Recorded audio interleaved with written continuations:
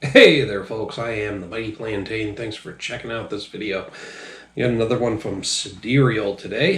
This is Skara Brae. I'm probably badly mangling that. Skara Brae. Scottish ale. It's at 5.6% ABV, and let's see here. Primitive versions of this beer have been brewed for over 5,000 years, starting with evidence found at Skara Brae. Skara Brae, Scotland. Okay, the rolling of the tongue feels wrong. I'm probably doing it wrong. Any Scotsmen out there, please correct me. Using peat or hops didn't really take the forefront of bittering until the 1800s in Scottish ales. Up until then, they were bittered with different herbs and flavored with sweet meadow, which is what we did with this version. Okay, as I say, I kind of went back and forth on the peat. I love hops or the malt being smoked with peat, and it's the record single malt scotches. The malt is smoked with peat from different regions, which lends it its different characteristics. You get the Islas, which I really like, the Speysides, which I'm a big fan of, and then the Highlands, which I'm not a huge fan of the Highlands. And I think there's two other regions that do the peats from, and they smoke the malt. That's where you get your single malt. Okay, we're not talking about Scotch, but anyway. So it looks like they didn't use peat or hops. Yeah, so what they used was different herbs and flavored with sweet meadow, which I don't know what sweet meadow is, which is what we did with this version. Sorry, I digress. And these beers existed long before the shilling system and were generally brewed in family households, which were then poured in communal gathering places with neighbors. Okay, so home brewing shared with friends. We're kind of doing that these days here in the U.S. In some places. Sorry, Sidereal has a habit of overfilling their cans, and I splattered the last one I opened it. I could tell this one was already foaming up to the point where it's going to splatter on me. I can see the foam. Okay.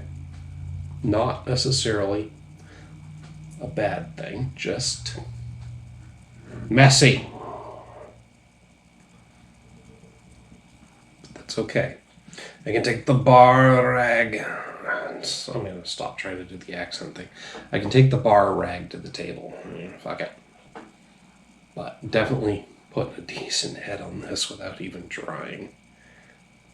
Because holy crap, look at that. All right.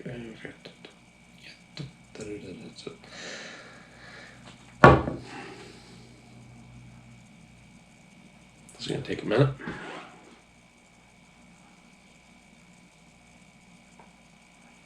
While I'm waiting for this to settle, I'm just going to mention a couple of things that I usually mention at the end of the video. I got some time here. Once this is all said and done, make sure to hit me up down in the comments or the email link down below. Love to hear what you have to say about Skara Brae ale from... God, I promise I'm going to do the accent thing. Excuse me. Love to hear what you have to say about it. Or any other beer from Sidereal, or yes, it's pronounced Sidereal. It looks like Sidereal, but I found when we visited, it's pronounced Sidereal. Or any other beer that you see on the channel. Love to hear what you have to say about it, whether you agree or disagree. Beer taste is subjective. Hell, I myself changed my mind on ranking certain beers from sometimes one day to the next, other times between a couple of weeks of tastings. While you're down there, don't forget to like it and share the video. Make sure to subscribe to the channel. Once you've subscribed, click on that little bell icon up there so you get a little notification every time I post a new one. Okay. It's got a thick and foamy look to it. All right, we're going to go ahead and do the appearance while we're waiting for this to settle. I can already see from here it's got a lovely copper color to it. And that's where I'm at. Copper. Very, very reddish brown copper color throughout. A little bit hazy, slightly effervescent, but I'm watching this haziness like settle almost in a cloud-like form. It's like low-lying fog slowly settling down here and then rolling around the bottom of the glass. Okay, pretty effervescent. There's a lot of bubbles coming up from that nucleation point there. But it's a lovely looking copper colored to brown beer. Ooh. All right. There we go. It's definitely got some haze to it. I almost think there were some particulates because it got more hazy the beer got. And I don't know if you can see this, but that last bit that I poured, there's more cloudiness settling down here and even some chunky looking particulates settling out of it. So there may have been some live yeast in there as well that created those particulates. Might not be a bad idea to roll this can before pouring it. I'll tell you what, there aren't enough Scottish ales out there. It definitely has a yeasty, bready aroma. So I'm going to posit the theory that there were definitely live yeasts in this when they canned it.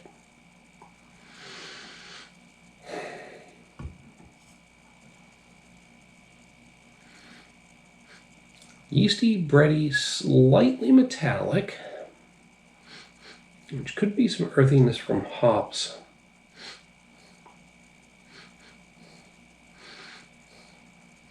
There's something else there, a weird dankness, a damp dankness, like an earthy character. Okay.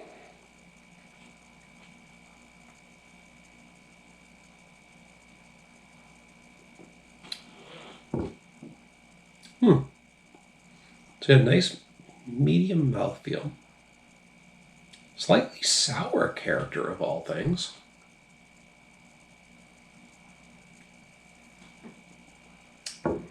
Up front, there's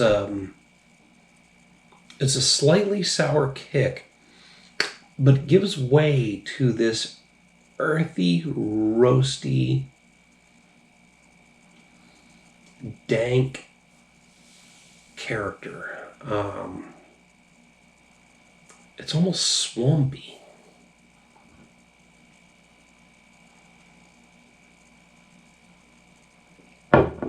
Swampy in a good way, but without the sulfurousness of swampiness. If that makes any sense to you. And as it settles on the tongue, I'm getting like this really earthy, like a damp dirt basement character. The aroma of a damp dirt basement is settling as a taste on the back of my palate, which, if you've ever lived in a house with like a granite foundation and damp, earthy floor in the basement, and that smell that you get when you walk down there to move wood into the wood boiler. All right, smaller and smaller percentage of the population knows what I'm talking about here. That's the character when I'm getting that type of basement, and it's kind of comforting and homey too for me.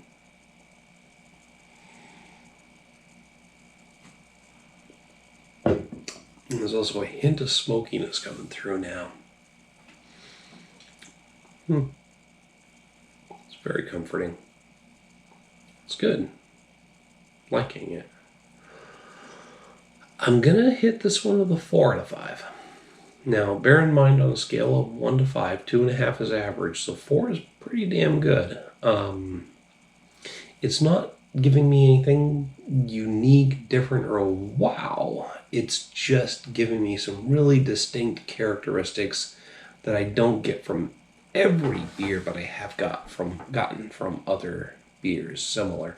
So it's just good, really well put together and solid. And again, it's not like a standout or a wow beer, but it's pretty fucking good. And I got nothing negative to say about it. So 4 out of 5 from me. Anyway, not going to repeat what I said earlier about the comments, the email link, and discuss it with me. Thanks for tuning in, folks. Till next time. Cheers.